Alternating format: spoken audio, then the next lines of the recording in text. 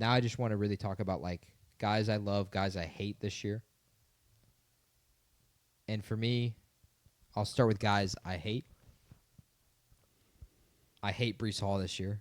Sure. I think the receiving production is going to be really the only thing that kind of holds him up this year. If you can scroll down and find him, but he's at like 35, give or take. Nope, he's lower than falling. that. He's fallen. He's fallen down to.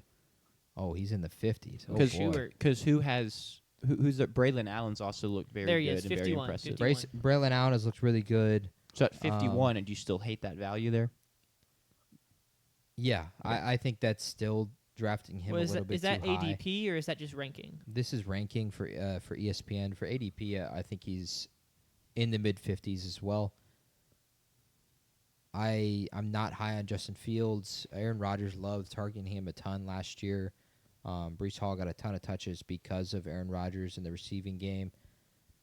The biggest thing for Breece is that he's just not productive enough from the rushing perspective. Only one game over 100 yards on the ground last year. And then even in the receiving game, he is not necessarily productive there. Only 3 times did he have 50 or more receiving yards last year.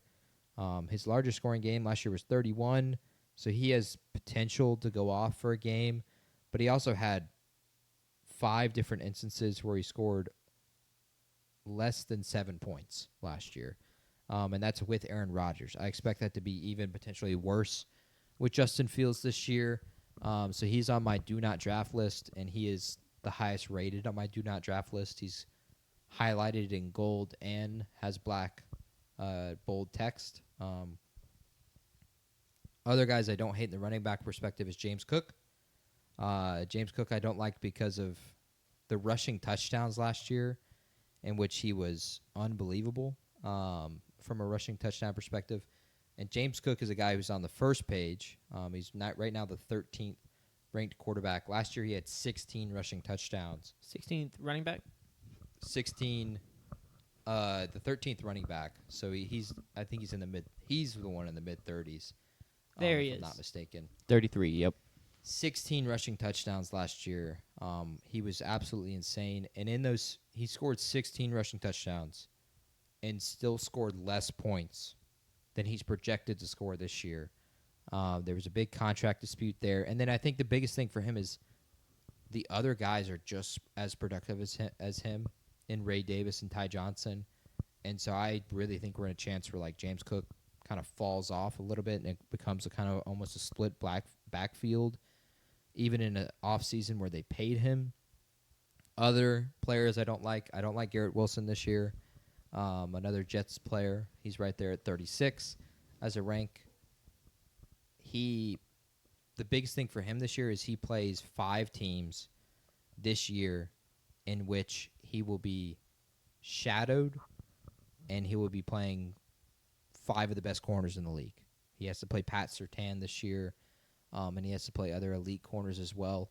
And in those games where he is shadowed, which is where the cornerback just follows him wherever he is on the field, he averages 11 or less points a game last year. So I just don't Very aware about that, yeah, I don't expect that to be a high production. And drafting him in that mid-30s, it's just I think it's a terrible pick. I'd rather take one of the running backs that's around there, or, in which I expect right now, a ton of the quarterbacks to go off the board really early.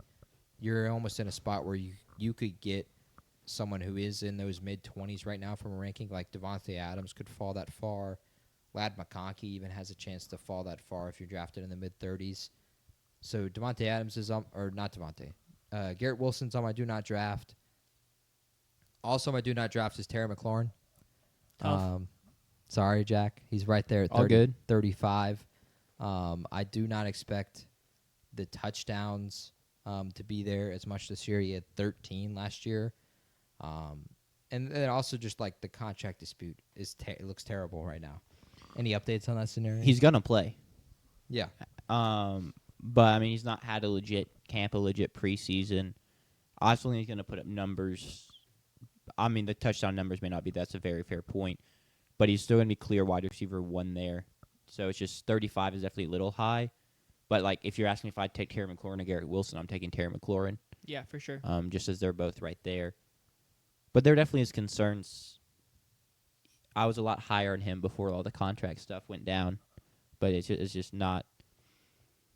I feel like chemistry just really does matter in football, and obviously it's not between him and Jaden Daniels. But even if he just like plays a little pissed off or a little pissy at the team, like he may not give full effort all the time, or he get halfway through the season and still not get his money, and then decide, screw this, like I'm gonna like quiet quit or something like that. So I'd Yeah. stay away, I guess. Which is sad 'cause I love the guy and everyone in Washington loves him. Absolutely.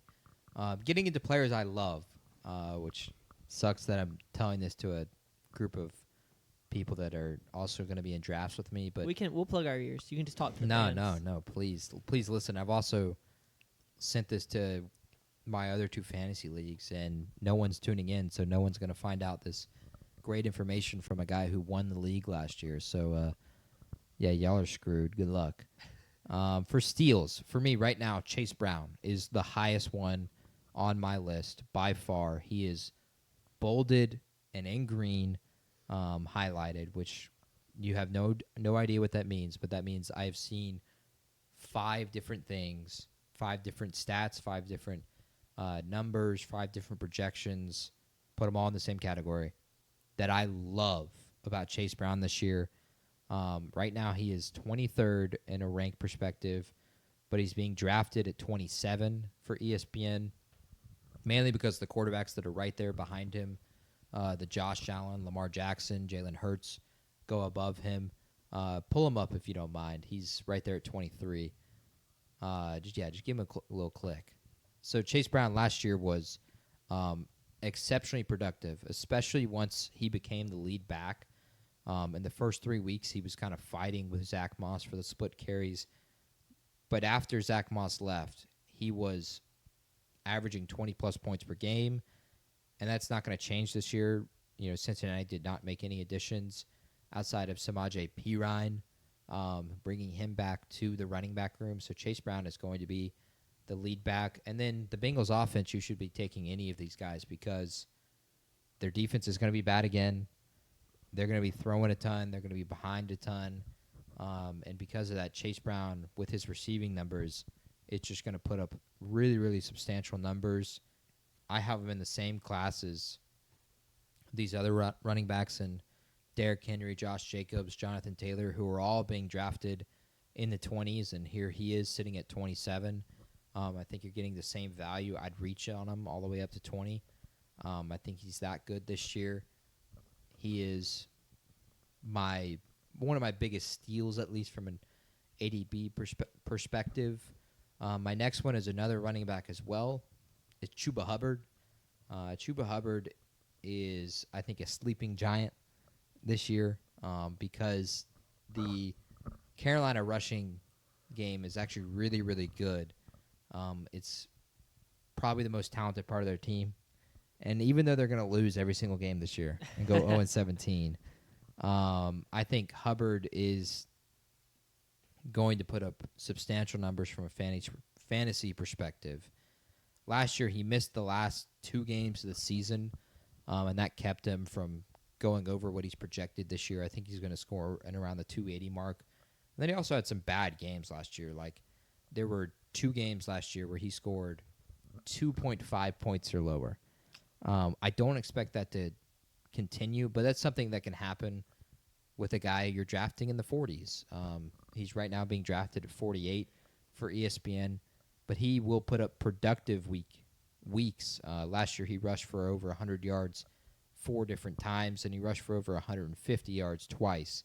So Chuba Hubbard has the potential to go out there and win you a week, but I think he's right there in the consistent backs.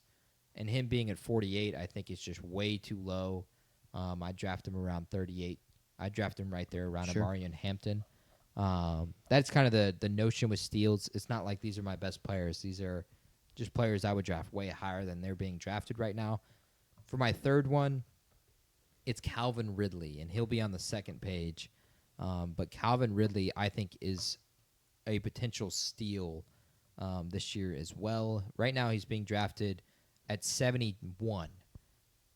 I have him ranked as 48th. So a big discrepancy there. The only concern is he is turning 30 this season, and 30-year-old receivers do not perform well in fantasy. But with Cam Ward, I expect him to be really, really productive, especially just from a receptions number, even if the receiving yards aren't there. But in a PPR league, receptions are really all that matters. So for me, Calvin Ridley is one of my biggest steals. If he's there, right there in the 50s, like, take him. I'd take him as high as 45. I'm really that high on him this year. I've seen a lot of things that I love about what he's expected to produce this season. So those are my 3 steals I'd throw out there.